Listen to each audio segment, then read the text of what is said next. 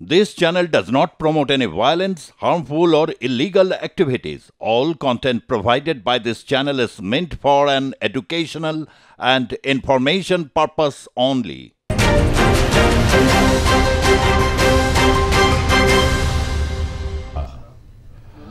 নমস্কার, আপনাদের সকলকে স্বাগত জানিয়ে শুরু করছি আজকের পর্বের জনমত। আমি সুজিত চট্টোপাধ্যায় রয়েছে আপনাদের সঙ্গে। আজকে অবশ্যই আবারও বাংলাদেশ ইস্যু, লাগাতার বাংলাদেশ ইস্যু নিয়ে থাকার এই একটা হচ্ছে যে অনেক মানুষ, বিশেষ করে বাংলাদেশের মানুষ, তারা অংশগ্রহণ করছেন ইউটিউব স্ট্রিমিংয়ের জন্যে। তা আপনারা অনেকেই কমেন্ট পাঠাচ্ছেন, আজকেও আপনারা আপনাদের কমেন্ট পাঠান। কালকে আমরা বলেছিলাম যে বাংলাদেশে কোথাও একটা জামাত ইসলামী বা যারা হচ্ছে একটা এদের সাথে বর্তমানে বিএনপি যে জায়গায় সম্পর্কটা গিয়ে দাঁড়াচ্ছে, বিশেষ করে ডাক্তার শফিকুর রহমানের বিভিন্ন সমস্ত কথাবার্তা, তিনি যে কথাগুলো বলেন সরাসরিভাবে তিনি যে অ্যাটাক করছেন, খুব অ্যাগ্রেসিভলি বলেন তা তো নয়।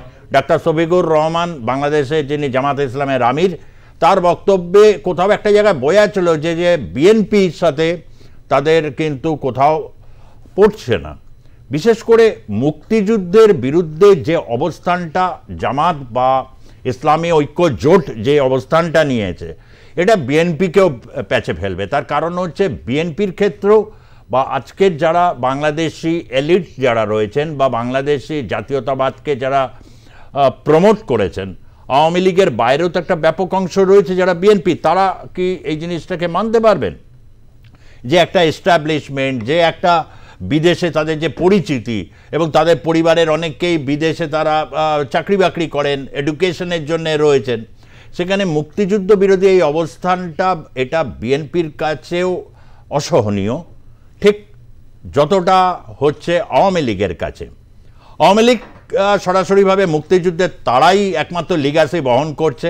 এটা করে বহু বছর তারা রাজত্ব করেছে, তাদের রাজত্বকালকে নিয়ে অনেক কথা হয়েছে, কিন্তু খালেদা জিয়া এবং বিশেষ করে জিয়াউর রহমান হত্যাকাণ্ডের পরবর্তী সময় খালেদা জিয়া যেভাবে তিনি দেশকে পরিচালনা করেছেন, আওয়ামী লীগকে কোমর তোড়ে দিয়েছিলেন এবং সেই ক্ষেত্রে জামাতকে তিনি ব্যবহার করতে পেরেছিলেন এবং জামাতেরও কিছু করার ছিল না বিএনপির সাথে তাদের যোগ না দিয়ে বা সরকারে অংশগ্রহণ না করে, তাদের কিছু করার ছিল না। কিন্তু 15টা বছর তাদের অনেককে লড়তে হয়েছে।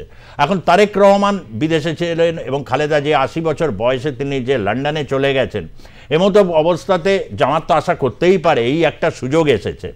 বা অনেকে ভাবছেন যে কোথাও কি ডক্টর ইউনূসের ওই স্কিম কাজ করছে -2, কিন্তু ডক্টর ইউনূসের সাক্ষাৎকার বা এগুলো দেখলে যা মনে হয় অত গভীর বুদ্ধি তিনি ধরেন, রাজনীতির অত পেঁচ পয়জার উনি বুঝবেন তা নয়।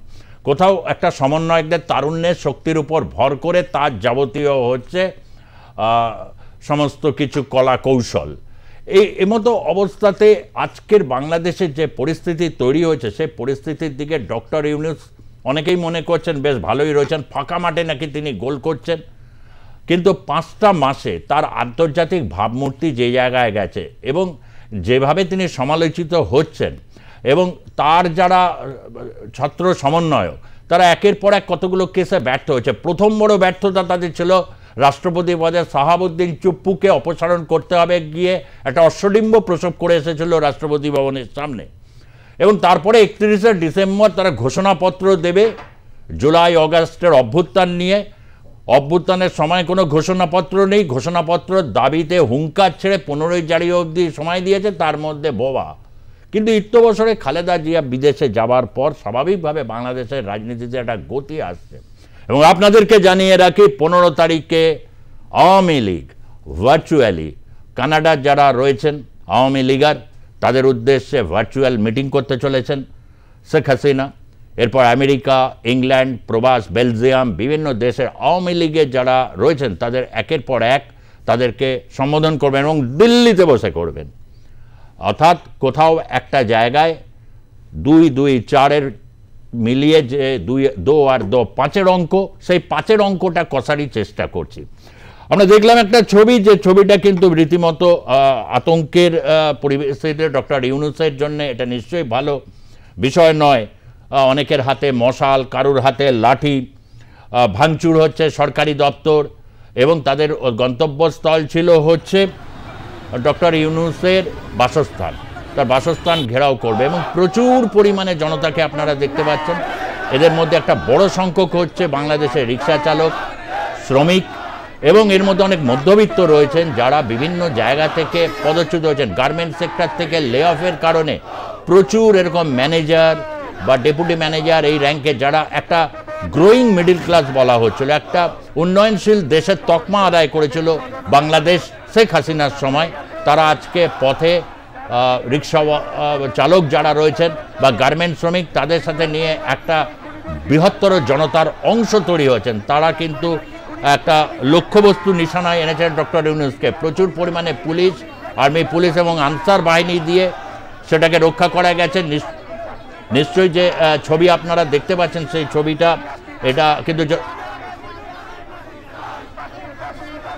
সেই ছবি আপনারা দেখছেন যে এইগুলো কিন্তু ক্রমান্বয়ে বাড়ছে, অর্থাৎ কোথাও একটা ট্রেড ইউনিয়ন এবং সাধারণ মানুষের যে চাপ, শহরাঞ্চলে ঢাকা দেখে সবটা ঠিক হয় না, ঢাকা মার্চ টু ঢাকার মাধ্যমে পতন হয়েছিল, ঠিক কথাই, এটা ঐতিহাসিকভাবে এখন সত্য। কিন্তু প্রপার বাংলাদেশে, ইন্টিরিয়ার বাংলাদেশে, যে বাংলাদেশের গ্রামাঞ্চল, সেখানে তাদের তিনবেলা যে তারা ভাত খেতে ভালোবাসেন তাদের অসুবিধা হচ্ছে। ডিমের দাম শুরু থেকে অগাস্ট মাসের পর থেকেই চড়েই বসে আছে, মগডালে উঠে গেছে। বিভিন্ন জায়গায় এই যে মুদ্রাস্ফীতি, তার মধ্যে কর চাপানো হচ্ছে বিভিন্ন বিষয়ে, এবং যে কর আগেও ছিল, কিন্তু এই যে একটা দুঃসহনীয় একটা পরিস্থিতি তৈরি করছে সেটা কিন্তু বাংলাদেশের মধ্যবিত্ত শ্রেণীকে, শ্রমজীবী মানুষের সাথে একত্রিত করে দিচ্ছে। আপনারা দেখতে পাচ্ছেন সে ঢাকার রাজপথে এক সুবিশাল মিছিল, যে মিছিল কিন্তু এগোচ্ছিল ডক্টর ইউনূসের দিকে এবং প্রচুর পরিমাণে পুলিশ আনসার বাহিনী দিয়ে সেটাকে রক্ষা করা গেছে। এবং এই রকম পরিস্থিতিতে আমরা একজনের বক্তব্য শুধু শোনাবো, এক আম বাংলাদেশের নাগরিক। আমরা বিভিন্ন সময় সেখান থেকে বাংলাদেশে বিভিন্ন শোনাচ্ছি আপনাদেরকে, এবং তারা কি বলছেন। তারা গত দিন আমরা শুনিয়েছি যেখানে সমন্বয়কদের বলছেন যারা এককালে ঢাকা ইউনিভার্সিটির চত্বরে হেঁটে ঘোরাফেরা করতে, একটা রিক্সা চড়া ক্ষমতা ছিল না, তারা BMW চড়ে ঘুরে বেড়াচ্ছে। এই দৃশ্য ঢাকা শহরের এক রিক্সা চালক বলেছিলেন। আজকে এক নাগরিকেরও বক্তব্য শুনব।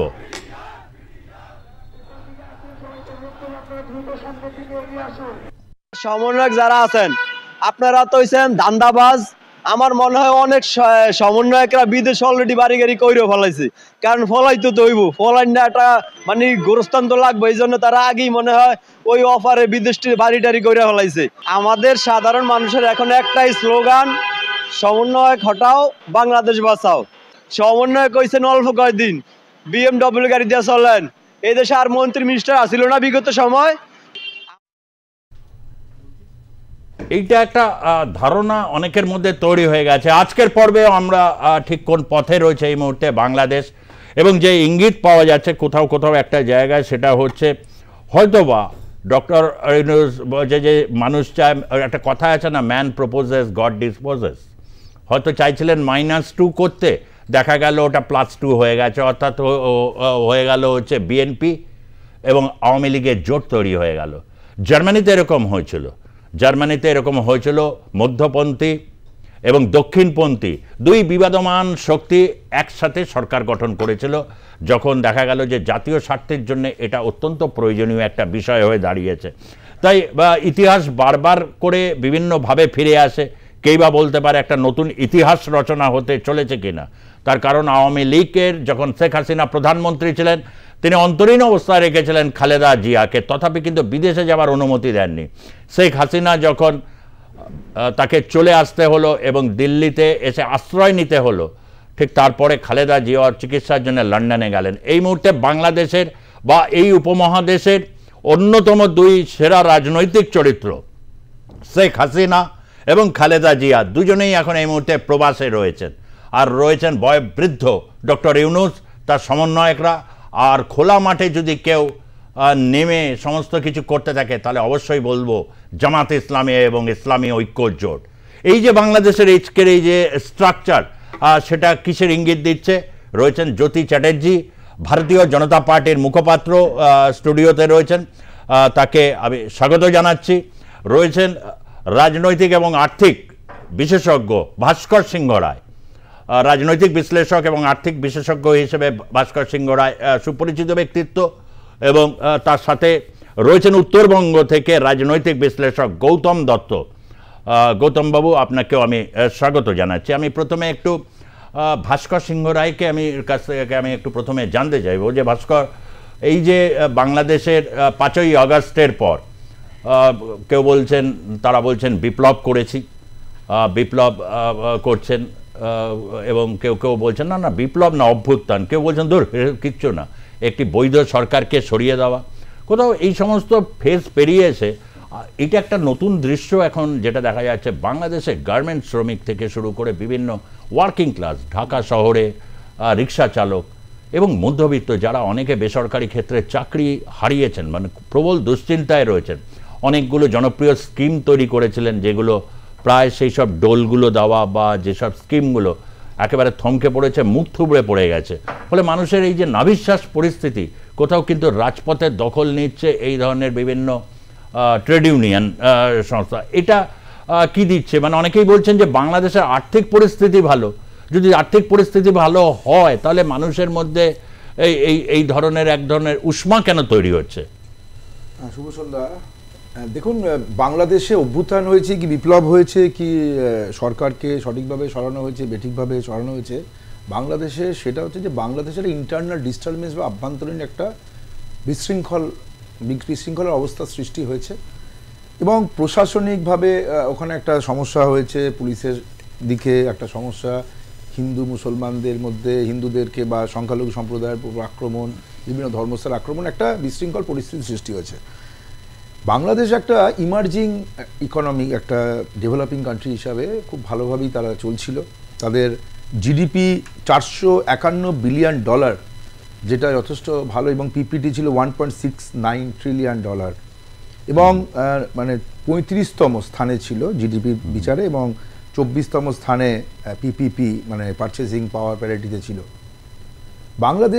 বাংলাদেশে দেখুন বিভিন্ন সময় বিপর্যয় হয়, মানে আপনার ওয়েদার ফোরকাস্টে দেখেন যে বাংলাদেশের উপর ঝড়, বন্যা থেকে আরম্ভ করে ন্যাচারাল ক্যালামিটিতে অনেক সময় ক্ষতিগ্রস্ত হয়, কিন্তু বাংলাদেশের ফার্টাইল জমিতে চাষের জন্য যে বিখ্যাত, মানে ধান চাষ থেকে পাটের এবং পাট শিল্পের উপর ভিত্তি করে অনেক ইন্ডাস্ট্রি গড়ে উঠেছে, এবং বাংলাদেশে এগ্রিকালচারাল সেক্টরে 40.6% লোক নির্ভরশীল, ইন্ডাস্ট্রির উপর নির্ভরশীল কিন্তু 20.4, এবং সার্ভিস সেক্টর যেটা বলছেন রিক্সা চালক থেকে আরম্ভ করে বিভিন্নভাবে অসংগঠিত সংগঠিত 39.6%, এবং আনএমপ্লয়মেন্ট রয়েছে 3.53%। কেন এই কথাগুলো বলছি?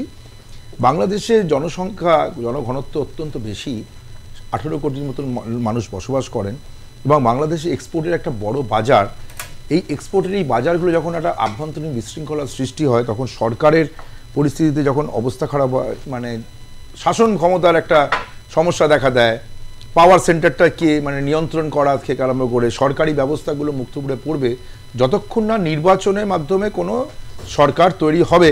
মোহাম্মদ ইউনূস একটা কেয়ারটেকার, তো এখানে যে textile, pharmaceutical product, electronic, shipping, bicycle ইত্যাদি যে মানে মেন ইন্ডাস্ট্রিগুলোর, সেটা যে এক্সপোর্টের, সেই এক্সপোর্টের জন্য যে পার্টনার যারা, আমরা জানি যে বাংলাদেশ মেনলি এক্সপোর্ট করে জার্মানকে 16%, ইউনাইটেড স্টেটসকে 15.2, United Kingdom, Spain, Poland, France, Netherland, Italy এবং আরও জায়গাতে আছে তাদেরকে করে। ইম্পোর্ট করেন প্রধানত চায়না থেকে এবং ইন্ডিয়া থেকে, জাপানও আছে, সিঙ্গাপুর আছে, ইউরোপিয়ান কান্ট্রি আছে, হংকং আছে, সব কিছু আছে। মানে আমি পরপর বলছি, চায়না থেকে 21.5%, ইন্ডিয়া থেকে 12.2%, সিঙ্গাপুর থেকে 9.2, ইউরোপিয়ান ইউনিয়ন থেকে 6.2, হংকং থেকে 5.5, এছাড়া আরও কান্ট্রিও আছে।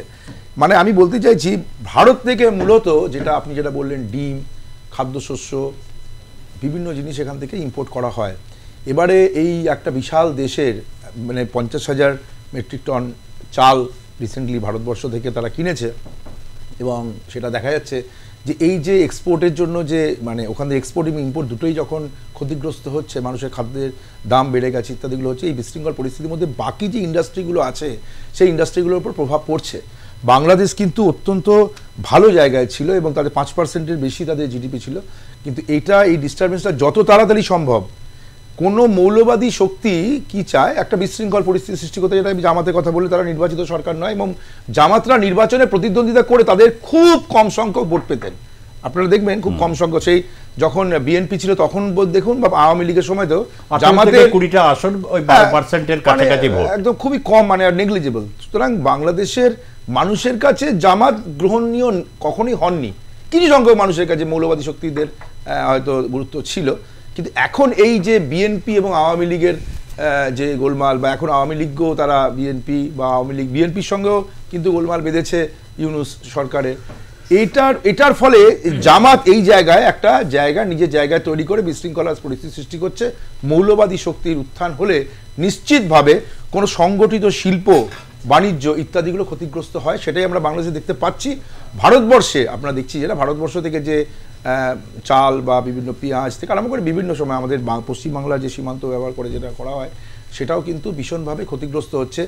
এটা আমাদের আশা করি, যেটা ইউনূসকে বলতে বাধ্য হয়েছে, দ্রুত নির্বাচন করে একটি মানে নির্বাচিত সরকার না থাকলে এই সমস্যা বা এই গোলমাল বাড়বে।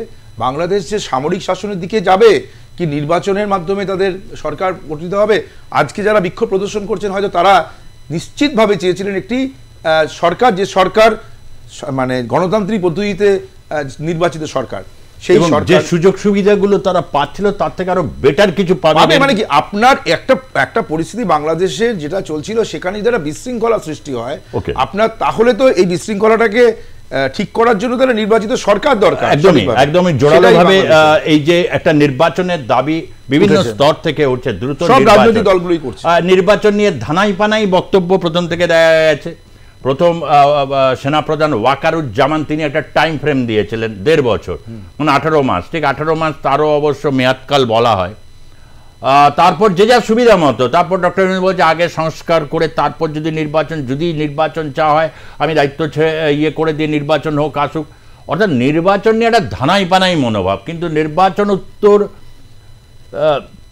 বাংলাদেশ বা নির্বাচিত সরকারের সাথে যে কোনো দেশ স্বস্তিতে তার ব্যবসা বাণিজ্য করতে পারে। ব্যাংকিং সিস্টেম থেকে আপনার আরম্ভ করে একটা ইন্টারন্যাশনালি একটা আন্তর্জাতিক স্তরে আপনি এখন বাণিজ্য করার ক্ষেত্রে যদি কোনো একটা নির্বাচিত সরকার না থাকে, মৌলবাদীদের হাতে থাকে, তাহলে বাণিজ্য ক্ষেত্রে এটা প্রভাব তো সুদূর প্রসারী। এখানেই একটা প্রশ্ন, 1990 সালে আমরা দেখেছি যে হুসেন মোহাম্মদ এরশাদের সময় কিন্তু দুই ঐতিহাসিকভাবে চিরশত্রু বা প্রতিপক্ষ দুই রাজনৈতিক শক্তি আওয়ামী লীগ এবং বিএনপি তারা একত্রিত হয়েছিল।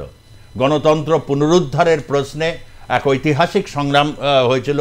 হুসেন মোহাম্মদ এরশাদ আলটিমেটলি পদত্যাগ করেন এবং দ্রুত নির্বাচন ঘোষণা তিনি দেন।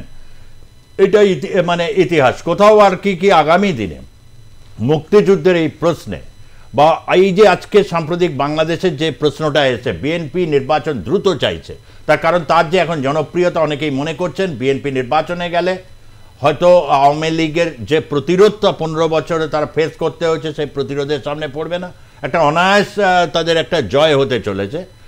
যদিও নির্বাচন কবে হবে সেটা নিয়ে একটা রয়েছে, কিন্তু আওয়ামী লীগের সাথে এই প্রশ্নে কোথাও একটা জায়গায় কি আমরা -2 করতে গিয়ে দুটো শক্তি একত্রিত হয়ে কি আগামী দিনে জামাত এবং ডক্টর ইউনূসের এই যে বোঝাপড়াটা, একে কি মোকাবিলা করতে চলেছে? দেখুন, বিষয়টা হচ্ছে যে যদি আপনি মানে একটু পিছন দিকে ফিরে যান, আপনাকে একটা তথ্য দিই, সেটা হচ্ছে বাংলাদেশে তো মূলত গার্মেন্টস শিল্প হচ্ছে মূল শিল্প।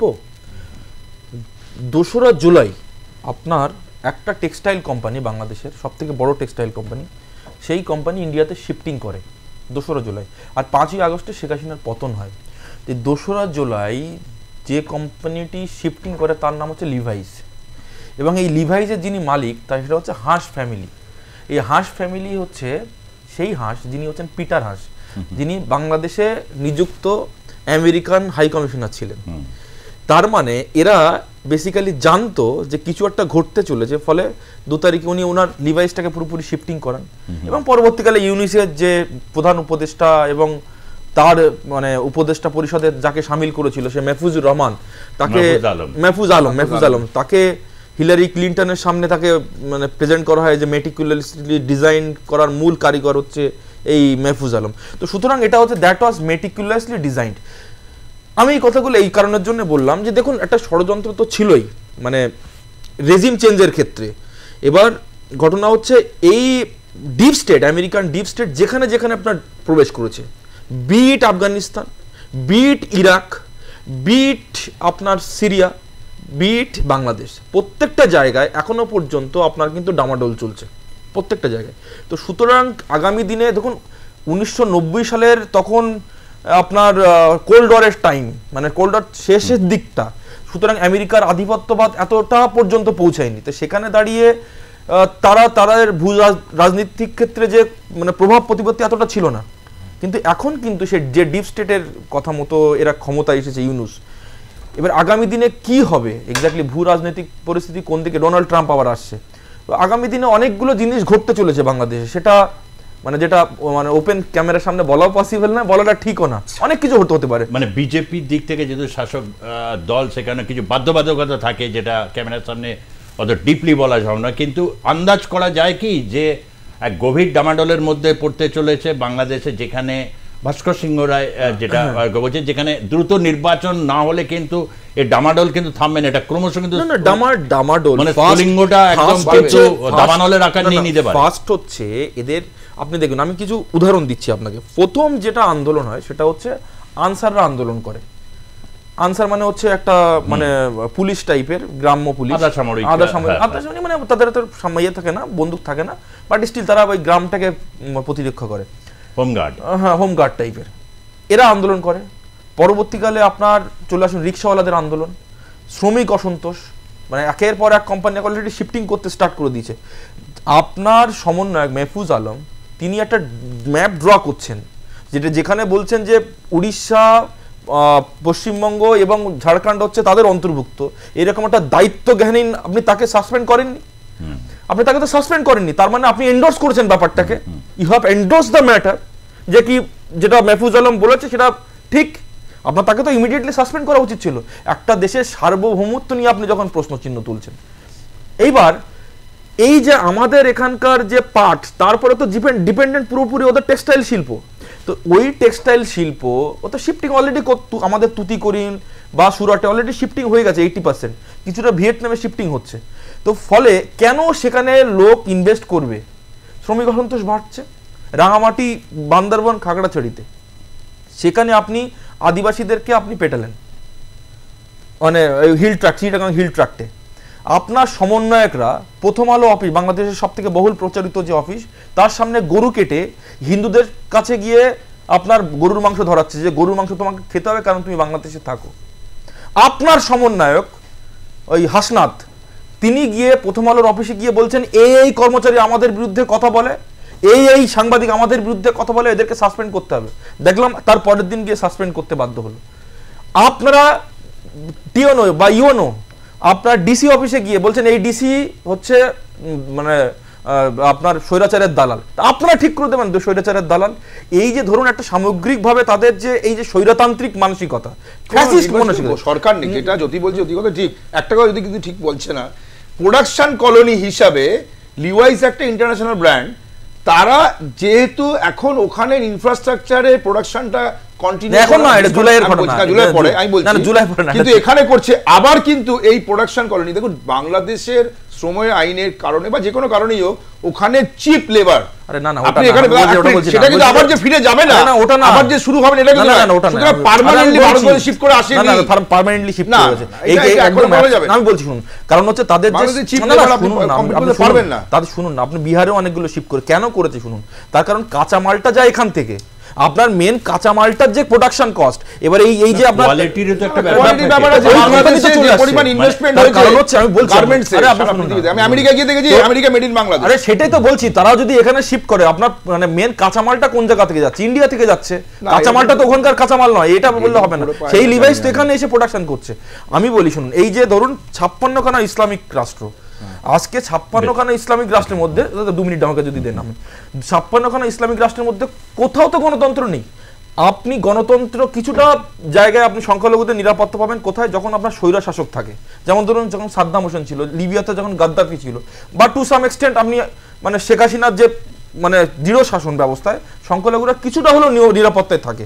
আপনি ইসলামে গণতন্ত্র প্রতিষ্ঠা করতে গেলে যেখানে দ্য হোল সোসাইটি ইজ র্যাডিকালাইজড, আপনার হাসনাতের মতো পাবলিক প্রোডাকশন অন্যদিকে যাচ্ছে সেই জায়গায় দাঁড়িয়ে না আপনি ভারতবর্ষের রয়ের যে ফেলিটা বলবেন তো, হ্যাঁ ভারতবর্ষের যে সংস্থা বাংলাদেশের অভ্যুত্থান হচ্ছে সে বিষয়ে ভারতবর্ষে এবার ছিল না। না রগি কি ইন্টারনাল আপনার না না না এটা বলিনি, রগি যে এবার ছিল রগি কি আপনার ইন্টারনাল ইন্টারভিউ করবে? এটা ভারতবর্ষের কাছে খবর ছিল না, ইন্টারফেয়ার করবে এত বড় না ইন্টারফেয়ার প্রশ্ন কি করবে? আজকে আমাদের কাছে পার্শ্ববর্তী রাষ্ট্রে এই অভ্যুত্থানের বিষয়টা নিয়ে ভারতবর্ষ সচেতন ছিল না এবং এখনো তারা করেনি। এটা রয়ের প্রসঙ্গ যখন এলো, বাংলাদেশ বাংলাদেশে না ভাস্কর, বাংলাদেশের ন্যারেটিভেও এটা পাকিস্তানে আমি ইন্টারফেয়ার বলছি না, কিছু করলে রকে দেখে আপনি ইন্টারফেয়ার কথা বলছেন, আমি বলছি যে ভারতবর্ষের কাছে আগামী দিনে ইন্টারন্যাশনালি শেখ হাসিনা যে বার্ডেন হয়ে উঠতে চলেছে, আপনাকে দাঁড়ান একটু বলতে দিন, শেখ হাসিনা বাংলাদেশের কাছে বার্ডেন হয়ে উঠতে চলেছে। বাংলাদেশের কাছে বার্ডেন কতগুলো হচ্ছে, দাঁড়ান না না আপনি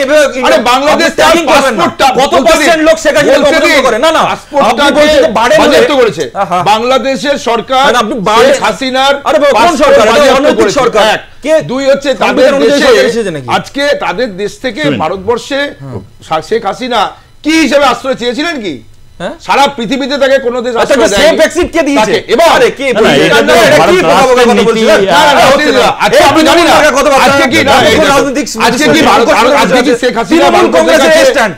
আরে দাঁড়ান, তৃণমূল কংগ্রেসের স্ট্যান্ড এতক্ষণ পর্যন্ত রাজনৈতিক বিশ্লেষণ না না এক মিনিট আমি বলছি মুক্তা হচ্ছে তৃণমূল কংগ্রেস বলতে দিন প্লিজ তৃণমূল কংগ্রেস একটু কথা বল আমি বলছি যে আজকে আপনি আজকে সেফ এক্সিট ওদের আর্মি দিয়েছে।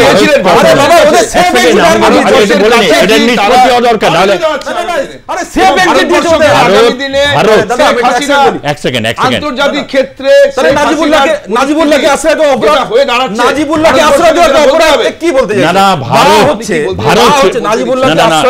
বলে দিচ্ছি তো, ভারত কখনোই কোন নির্বাচিত সরকারকে ব্যতি রেখে অন্য কোন সরকারের সাথে তার কথাকে গুরুত্বই দেবে না যে হাসিনাকে ফেরত দিন, কে দেবো? লোকাস স্ট্যান্ডি কি ও তো নির্বাচনে জিতে আসেনি।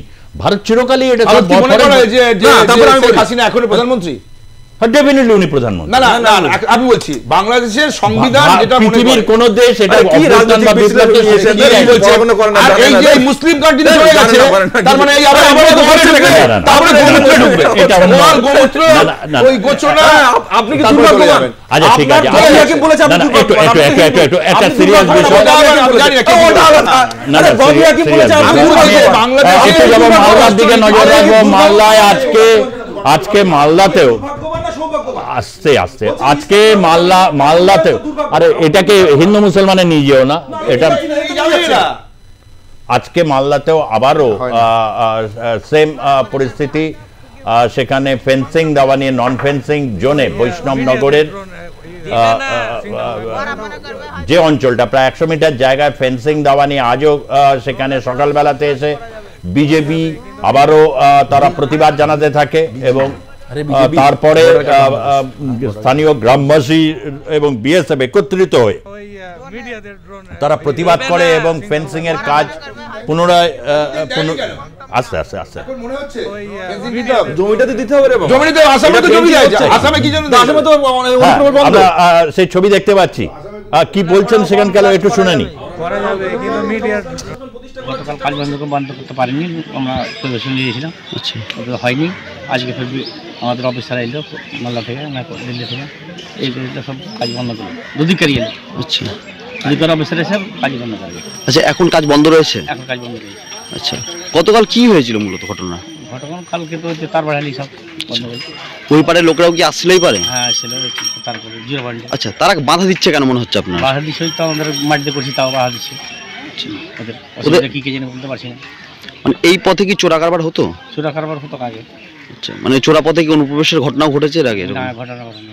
সোমবার থেকে কাজ শুরু হয়েছিল, কিন্তু যখন কাজ শুরু হয় তখন এই বাংলাদেশের বিজেপি আর বাংলাদেশের মানে স্থানীয় বাসিন্দাগুলো আমাদের বিএসএফ অ্যাটাক করার চেষ্টা করেছিল। তখন আমরা সাথে সাথে আমরা খবর পাই এবং আমাদের গ্রামবাসী, পুরো গ্রামবাসী আমরা একতা হয়ে তাদের উপরে আমরাও এগিয়ে যাই বিএসএফের সঙ্গে সঙ্গে।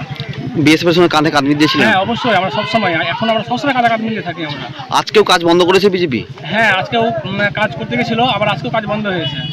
আজকে আমরাও আবার আমরা গোটা গ্রামবাসী আমরাও আজকেও বিএসএফের সঙ্গে আমরা ছিলাম। অবশ্যই বিএসএফ যখন যেটা বলে সেটাই আমরা সবসময় প্রস্তুত। আমরা যেটা এটা কিন্তু একটা লক্ষণীয়, তোমরা বিজেপির ক্ষেত্রে অনেক সময় দেখি ন্যারেটিভটা না, যে এই যে নন ফেন্সিং জোনগুলো, তো এটা ভাস্কর বলছিল যে আগে কেন এটা হয়নি। সত্যিই তো, মানে এই নন ফেন্সিং জোনে বা তুমি নদীর উপর দিয়ে কাঁটাতার কি করে দেবে, তো এগুলো তো সার্ভেলেন্স, লেজার বেরিয়ে গেছে, লেজার নেট, এগুলো একটু বলি, সারা পৃথিবী জুড়ে, ও বলবে, জ্যোতি বলবে, সারা পৃথিবী জুড়ে, সারা পৃথিবী জুড়ে কাঁটাতারের বেড়ার জন্য মানে সিকিউরিটি প্রোভাইড করে এরকম নয়, সার্ভেলেন্স, ইন্টারনাল ইন্টেলিজেন্স এইগুলো দরকার এবং মানে অত্যাধুনিক প্রযুক্তির প্রয়োজনে। বেশ, আমি একটু উত্তরবঙ্গে আমি গৌতম দত্তের কাছ থেকে এসে আমি জ্যোতি আসছি, উনি ওনার কাছে একটু জানতে চাইবো। আজকেও কিন্তু মালদা এই বৈষ্ণবনগর বিশেষ করে এই জায়গাটায় দেখা যাচ্ছে একটা উত্তেজনার পরিস্থিতি রোজই হচ্ছে। বিডিআর এর দাবি যে তাদের অংশে চলে আসছে আসলে, আর ভারতীয় যারা বিএসএফ আর কি বর্ডার সিকিউরিটি ফোর্স বলছে ওটা ভারতের জমি, সেখানে কাঁটাতার দেওয়া হচ্ছে যাতে অবৈধ ট্রাফিকিং বা কোনো রকমভাবে ইনফিল্ট্রেশনস এগুলো যাতে না ঘটে। এবং একটা জিনিস লক্ষ্য করা যাচ্ছে, ওখানকার একটা বড় অংশের গ্রামবাসীরা বিএসএফ এর সঙ্গে দাঁড়িয়ে কিন্তু বিডিআর এর সাথে বাকযুদ্ধে জড়িয়ে পড়ছেন বিভিন্ন ক্ষেত্রে। আসলে প্রকৃত ঘটনাটা ওখানে কি, কেননা আপনিও যেখানে থাকেন এখানে প্রায় সীমান্তবর্তী অঞ্চল উত্তরবঙ্গের, কি বলবেন গৌতম বাবু? অ্যাকচুয়ালি আমি আপনাদের বলি, মালদা, সুখদেবপুর, বৈষ্ণবপুর এই সমস্ত এলাকা থেকে শুরু করে প্রায় তুফানগঞ্জ পর্যন্ত এই বিস্তীর্ণ এলাকায় প্রচুর ফেন্সিং এর ঘাটতি রয়েছে। এই কথাটা আমি বারবার আপনাদের চ্যানেলে বলেছি যে এখান দিয়ে প্রচুর মানুষ বাংলাদেশিরা বাংলার মাটিতে এসে গোটা ভারতবর্ষের মাটিতে ছড়িয়ে পড়েছে এবং উত্তরবঙ্গ তার দ্বারা বড় রকম এফেক্টেড। এবং উত্তরবঙ্গে কিন্তু প্রচুর বাংলাদেশি মানুষের বসবাস করছে এখনো পর্যন্ত। কি জন্য, কোন অজানা কারণে তারা এখনো ধরা পড়ছে না, এটার উত্তর দিতে পারবে রাজনৈতিক দলগুলো। কিন্তু আমরা কিন্তু অদ্ভুতভাবে দেখেছি যে প্রচুর বাংলাদেশি মানুষ এখানে এসে ভোটার কার্ড তৈরি করছে, মানে অনৈতিকভাবে। আগে রেশন কার্ড করতো, আর ভোটার কার্ড, এখন আধার কার্ড তৈরি করছে। এগুলো তৈরি করে করে এই এলাকার আর্থ সামাজিক অবস্থাকে দিনকে দিন খারাপ করে দিচ্ছে। এটা কিন্তু আমাদের এখানকার একটা বড় সমস্যা হয়ে দাঁড়াচ্ছে। আমার মনে হয় সেই জায়গাটাও আমাদের ভাববার দরকার আছে। আরেকটা বিষয় হচ্ছে, আমি আপনাদের বলি যে বাংলাদেশের যদি এই অবস্থা চলতেই থাকে, বাংলাদেশে যদি এই অবস্থা চলতে থাকে, তাহলে পরে আমরা প্রতিনিয়ত দেখব যে ওই বাংলাদেশের পারে ওই করাল বাড়ির পাশে সেই নদীতে দাঁড়িয়ে পিতৃতর্পণ করবার মতো ওপার বাংলার মানুষগুলো হাত তুলে বাংলাদেশে দাঁড়িয়ে থাকবে। এর চেয়ে দুঃখজনক এবং দুর্ভাগ্য আর কিছু হয় না। আমি তো বারবার বলছি, ফেন্সিং করবার জায়গা ফেন্সিং হচ্ছে না কেন, এটা রাজ্য সরকার আন্দোলন করুক এবং কেন্দ্রীয় সরকার আলোচনা করুক কেন ফেন্সিং দেবার জায়গা দিচ্ছে না। দুজনে বসে আলোচনা করে কেন আজ পর্যন্ত মিটে যাচ্ছে না। শুধুমাত্র এই সময়ের জন্য নয়, একটা দীর্ঘ সময় ধরে পরম্পরা ভাবে কিন্তু এই এলাকায় ফেন্সিং চলছে না। চোরাচালানকারীরা এবং গরু চোর, এই এলাকায় প্রচন্ড গরু চুরি হয়, বিশেষত সীতাই, এই সমস্ত জায়গায় প্রচুর পরিমাণে গরু চুরি হয়, সেটা চুরি হয়ে ওপার বাংলায় চলে যায়। বিএসএফ কি করে? বিএসএফ এর তো একটা ভূমিকা আছে। কথার মাঝখানে কথা বলুন, বলতে দিন না, উনি বাইরে আছেন, ভাস্কর দা, এটা বুঝতে হবে। অনুগ্রহ করে কথাটা শুনবেন। আমি কোন রাজনৈতিক দলের প্রতি মানে পক্ষ হয়ে কথা বলছি। গৌতম দা ট্যাগিং করে দেবে, আপনি নিরপেক্ষ কথা বলে ট্যাগিং করে। জিজ্ঞেস করলাম গরু পাচার বিএসএফ কি করে? তৃণমূল কংগ্রেস, আপনি কিছু বললে ট্যাগিং করবে। আমি ফ্যাসিস্ট। আচ্ছা আচ্ছা, হ্যাঁ বলুন, আপনি বলুন, নির্ভয় বলুন, নিঃসংকোচে বলুন। আপনার গলাকে কণ্ঠরোধ করার চেষ্টা করছে। আমি প্রতিদিন যা আমার চোখের সামনে দেখি, বলুন দাদা, আমি সেই কথাগুলো বলছি। কারণ আমি প্রতিনিয়ত দেখছি যে এখানকার বর্ডার এরিয়াগুলোতে যেভাবে বাড়ির মধ্যে দিনের বেলাও গোয়াল ঘরে তালা চাবি লাগিয়ে রাখতে হয়, এটাকে অস্বীকার করা চলে না। খুব বাজে অবস্থা। এইটা না না, তুমি আমি জানি না তুমি বাংলাদেশে হতেই পারে। দেখো বাংলাদেশ, এক সেকেন্ড, বাংলাদেশের ভালো অবস্থা হোক, এটা প্রত্যেক পশ্চিমবঙ্গের মানুষ, ভারতবাসীরা চায়। ভারত ওই দেশে গিয়ে রক্ত দিয়ে এসছে মুক্তিযুদ্ধের সময়, সেনাবাহিনী সেখানে যান, ভারতবর্ষের বাণিজ্য যুক্ত, কিন্তু বড় বাজার, গরু পাচার হবে, তারপর প্রচুর পরিমাণে তার তুমি শুরুতেই বললে একটু হালকা করে ভয়েসটা নামিয়ে বললে ডেনসিটি অফ পপুলেশন, এটা তো জোরসে বলতে হবে। আজকের বিশ্বে পপুলেশন থিওরি তারা যদি না মানে, যদি এই জায়গাটা না এইগুলো বাস্তব পরিস্থিতি। এই প্রশ্নে যখন গোয়াল ঘরে কেউ তালা চাবি দিয়ে উৎকণ্ঠা, ইউরোপের অনেক দেশে জনসংখ্যা কমে যাচ্ছে, শুনুন ইউরোপের অনেক জায়গাতে জনসংখ্যা কমে যাচ্ছে, এটা কিন্তু ছেড়ে দিন, ওটা জনসংখ্যা বাড়াচ্ছে না। আমি আপনাকে বলছি যে গরু ডেনসিটি অফ পপুলেশন আছে, বাংলাদেশে ডেনসিটি অফ পপুলেশন আছে, ভোট ব্যাংক বাড়াবো। এক, দুই হচ্ছে যে আপনি যেটা বলছেন যে বাংলাদেশে গরু পাচার হয়, তৈরি করে তাহলে বাংলাদেশের গরু পাচারটা দেখতে পাচ্ছেন, বাংলাদেশের যান যেতে পারে তার জন্য গোয়াল ঘরে তালা চাবি দিয়ে বিএসএফ কে উনি দেখতে পাচ্ছেন না, এটা ধরে বললেন। এবং জানিয়ে রাখি যে এই যে আজকে কাঁটাতার না থাকলে বর্ডার পাহারা দেওয়া যায় না, বিষয়টা কিন্তু তা নয়, কাঁটাতার নেই বহু জায়গাতে, কিন্তু সার্ভেলেন্সটা নেই কেন, বিএসএফ কে উনি দেখতে পান না, এটা বলে দিচ্ছেন কিনা সার্ভেলেন্স। ঠিক আছে, এই পয়েন্টে যদি সার্ভেলেন্সের প্রশ্নটা আমি তোমাকে অত যাচ্ছি না, কাঁটাতারের জায়গায় কাঁটাতার নেই যেখানে হোক, সমতল ভূমি থাকলে ওতে অসুবিধা নেই, কিন্তু ধরো সুন্দরবনের খাড়ি এলাকা দিয়ে তুমি বাংলাদেশ হবে, নদীর উপর কাঁটাতার দেবে কি করে? তাহলে এই সব জায়গাগুলো তো ধরো ইউরোপে বিভিন্ন ইসরায়েলের সাথে নরেন্দ্র মোদী এত সখ্যতা, নেতানিয়াহুর সঙ্গে এই জায়গায় সার্ভেলেন্স বা লেজার আধুনিক প্রযুক্তি কেন ব্যবহার করা হয়নি? আধুনিক প্রযুক্তি কেন ব্যবহার করা হয়নি? দাদা আমি বলছি শুনুন, ফার্স্ট অফ অল হচ্ছে আপনার পৃথিবীর মধ্যে শক্তিশালী বর্ডার হচ্ছে মেক্সিকো আর আমেরিকান বর্ডার, ঠিক আছে? সেই মেক্সিকো আমেরিকান বর্ডারে যতই আপনি দেয়াল তুলে দেন, যতই আপনি শক্তিশালী বর্ডার তৈরি করেন না কেন, সার্ভেলেন্স আমি বলছি সব থেকে বেশি সার্ভেলেন্স হচ্ছে আপনার মানে মেক্সিকো আপনার আমেরিকান বর্ডার, সেখানে অনুপ্রবেশ হয়। আমার কথাটা হচ্ছে এটাই, যেখানে হচ্ছে আপনার একটা পোরাস বর্ডার রয়েছে, যেখানে আপনার সমন্বয় দরকার রাজ্য সরকারের পুলিশের সঙ্গে বিএসএফ এর যে সমন্বয় বৈঠকগুলো প্রয়োজন, সেই বৈঠকগুলোতে রাজ্য সরকারের পুলিশ উপস্থিত হন না, এটা হচ্ছে দুর্ভাগ্যজনক বিষয়। আর আমি আপনাকে বলি প্রায় 181 খানা কেস, আমি পার্টিকুলারলি বলতে পারবো, আপনাকে রিট পিটিশন নাম্বারও দিয়ে দেবো, 181 খানা জমি নিয়ে বিবাদ আজকে আপনার কলকাতা হাইকোর্টে চলছে, যেখানে বিএসএফ জমি চেয়েছে, রাজ্য সরকার জমি দেয়নি। আমি এইসব বিবাদে পড়তে চাই না, কিন্তু আমার বক্তব্য হচ্ছে এতক্ষণ নিয়ে যেটা বাংলাদেশ প্রসঙ্গ নিয়ে আলোচনা হচ্ছিল, আমি একটু যদি ইতিহাসটা ফিরে যায় দাদা, শুনুন সব থেকে বড় দুর্ভাগ্যের কি জানো তো, আমরা হিন্দুর হয়ে কথা বললে বা বাঙালি হিন্দুর হয়ে কথা বললে এদের গাত্র দাও হয়, এই কারণে প্লিজ আপনি কথা বলবেন না, আপনি যখন আপনার সময় বলবেন, কারণ এগুলো একটা সেনসিটিভ বিষয়। হিন্দু কোথায় এলো? অবশ্যই আসে, এই জন্য বাঙালি হিন্দু প্রশ্ন এলে তুমি কেন আসছে কেন? আমি হিন্দু মুসলমান এখানে কেন প্রসঙ্গ? ভাই শুনুন না, আপনি যখন আওয়ামী লীগে যারা আক্রান্ত হচ্ছে, তারা আওয়ামী লীগে যারা আক্রান্ত হচ্ছে তারা কি হিন্দু? না আমাকে টাকা কি বলুন, না আমাকে টাকা কি প্রয়োজন? হিন্দু আমাকে টাকা কি প্রয়োজন? আক্রান্ত ব্যক্তি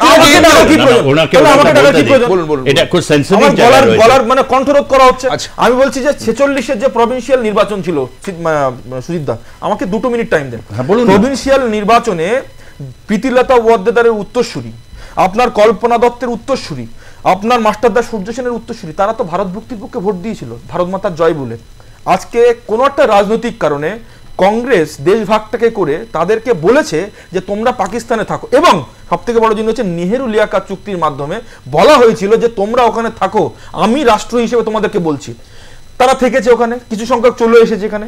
71-এর পরে যখন ইন্দিরা মুজিব চুক্তি হয়, তখনও তাদেরকে আমরা বলেছি যে তোমরা ওখানে থাকো।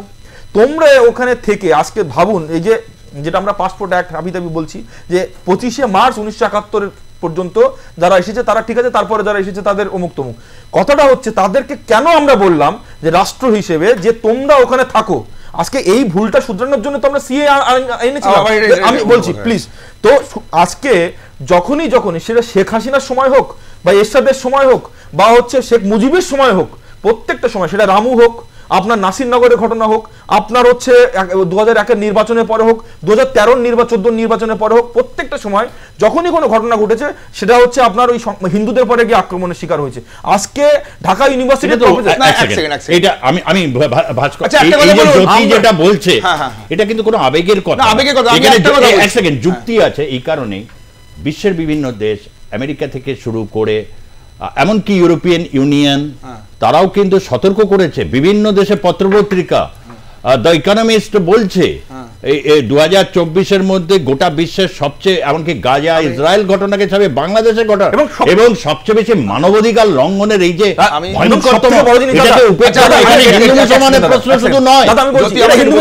আমি বলছি অপারেশন সার্চলাইট যেটা হয়েছিল দাদা আপনার মনে থাকবে, অপারেশন সার্চলাইটে ভাস্কর আপনি জেনে নিন এটা লিঙ্গ দেখে দেখে হত্যা করা হয়।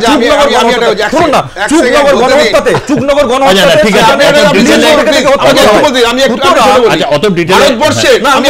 ঢাকা ইউনিভার্সিটির প্রফেসর আব্দুল বরকত তিনি বলছেন যে অদূর ভবিষ্যতে বাংলাদেশ হিন্দু শুরু হবে। তাদের হয়ে যখন আমরা কথা বলি আমরা সম্প্রদায় তাদের হয়ে আপনারা কথা বলতে পারেন না, যেখানে সমন্বয়ক ধরে আপনার মুখ্যমন্ত্রী দাঁড়িয়ে ছিল। আমি আপনাকে ওই দুজন গাইদের জন্য আপনারা হিন্দু ধরে কথা বলতে পারেন না। আজকে দুর্ভাগ্য লাগে ভাস্কর সিং রায় আপনার নাম ভাস্কর সিং রায় হিসেবে কথা বলতে পারে। আমি আপনাকে এইজন্য বলি যে শুরুতে ভারসাম্য রাখতে নিয়ে যাবেন। ভারতবর্ষের ইন্টারনাল সিকিউরিটিতে সবথেকে বড় থ্রেট, এটা আমার কথা না, হোম মিনিস্ট্রি কথা, তারা হচ্ছে নকশালের এবং মাওয়িস্টরা, তাদের মধ্যে সংখ্যালঘু সম্প্রদায়ের লোক আছে বলে আমি জানি না। ভারতবর্ষে জেনে রাখুন, ভারতবর্ষের ইন্টারনাল সিকিউরিটির থ্রেট হচ্ছে মাওবাদীরা, তারা কিন্তু কোনো সংখ্যালঘু সম্প্রদায়ের লোক নন। এক, দুই হচ্ছে আজকে যে এই যে কথাটা বলছেন 50% হয়ে গেলে কথাই বলবেন না,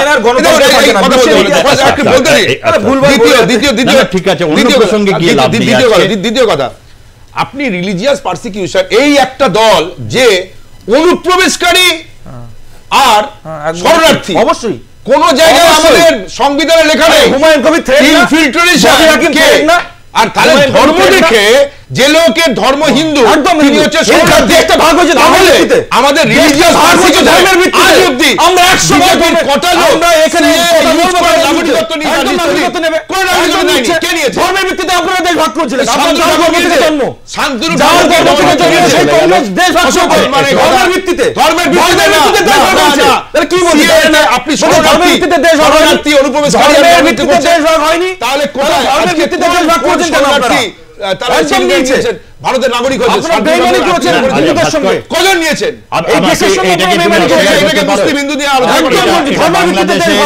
বাংলাদেশের সকলেই স্বীকার করছে, আমাকে ডক্টর ইউনূসও পর্যন্ত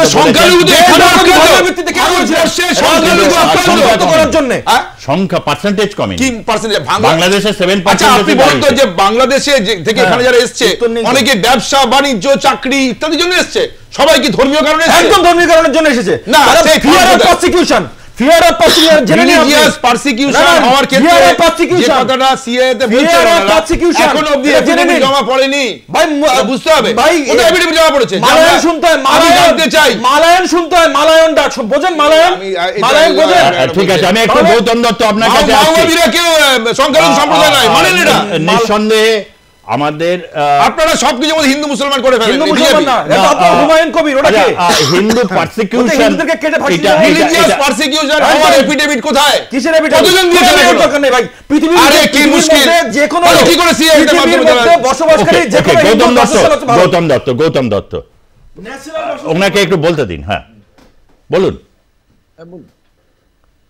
দেখুন, ওপার বাংলা থেকে এপার বাংলায় যারা আসছেন, আমি এর আগের দিনও বলেছিলাম আমার বাড়ি থেকে মাত্র কয়েক মিটার দূরে যে মাটি রয়েছে সেখানে ৭১-এর সময় শরণার্থীরা এসেছিল, আমি সেখানকার একজন মানুষ। সুতরাং এই বিষয়ে আমার যথেষ্ট দেখবার অভিজ্ঞতা হয়েছে, এটা আমি বিশ্বাস করি। ওপার বাংলায় সংখ্যালঘুরা পরম্পরাভাবে আক্রান্ত, এটা নিয়েও কোনো এই বাস্তবটাকে আমাদের মেনে নিতে হবে। ওপার বাংলার সংখ্যালঘুরা পরম্পরাভাবে আক্রান্ত এবং এই বাস্তবতাকে মেনে নিয়েই আমাদের চলে যেতে হবে। আমি এর আগেও বলেছিলাম, আজকেও বলছি, বাংলাদেশের মানুষ যখন আমরা দেখি যে নদীর মধ্যে দাঁড়িয়ে পিতৃতর্পণ করবার মতো দাঁড়িয়ে থেকে আওয়ামী লীগের বহু মানুষ আক্রান্ত হয়েছে, তারা কি রাজনৈতিক কারণে মশাই, ওরা রাজনৈতিক কারণে ভূমি কারণে আওয়ামী লীগের সমর্থন অপরাধ নাকি হয়েছে? কি আচ্ছা ঠিক আছে গৌতম বাবু, আরে দাঁড়ান না জ্যোতি, ভাস্কর এক সেকেন্ড, জ্যোতি এক সেকেন্ড, আরে কি মুশকিল। আচ্ছা ঠিক আছে, দুজনের বক্তব্যের সারবত্তা আছে, সেখান থেকে এসেন্সিয়াল প্রশ্নটা গৌতম বাবু, হিন্দু পারসিকিউশন, যেটা ভাস্কর সিংহ রায় বা অনেক বলছেন বা অনেকে বা ওখানে অনেকে টাইম লাইনে লিখছেও প্রায়, যে ওখানে হিন্দু আক্রান্তের কারণটা হচ্ছে যাদের আওয়ামী লীগ সংযোগ আছে, আওয়ামী লীগ সংযোগ থাকার কারণে তাদের এটা হচ্ছে, অর্থাৎ আওয়ামী লীগের কারণে, অর্থাৎ এইটা মেনে নিচ্ছে যে রাজনৈতিক সংঘর্ষটা হচ্ছে কিন্তু হিন্দু পারসিকিউশন। আপনি যে কথাটা বললেন সে কথাটা একটা ডিসাইসিভ কথা, যেহেতু পরম্পরাগতভাবে। আচ্ছা ভাস্কর, এটা অস্বীকার করা যাবে, তুমি বলো তো 2 বছর আগে পুজোর সময় তুমি তোমার পুজো নিয়ে ব্যস্ত ছিল এখানে, আর আমরা সে সময় খবর করছি খুলনাতে মন্দির আক্রান্ত, তখন আওয়ামী লীগের শাসন, কুমিল্লাতে আক্রান্ত, ডক্টর ইউনূস সেনাবাহিনীর প্রহরায় দুর্গাপুজো করছে। এই ছবি তো কথা বলে, মৌলবাদী শক্তির সঙ্গে একটা পুরো